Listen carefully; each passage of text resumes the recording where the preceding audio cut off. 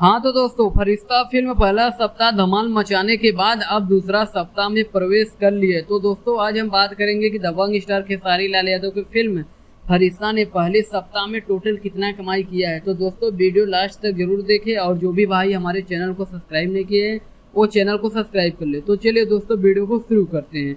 तो दोस्तों जैसे कि आप लोग को पता ही होगा कि दबंग स्टार खेसारी लाल यादव की फिल्म फरिश्ता ने रिलीज होते ही एकदम धमाल मचा के रख दिया था। इस फिल्म का हर शो हाउसफुल जा रहा था। लेकिन दोस्तों अब दबंग स्टार खेसारी लाल यादव की फिल्म फरिश्ता ने दूसरे सप्ताह में प्रवेश कर ली है।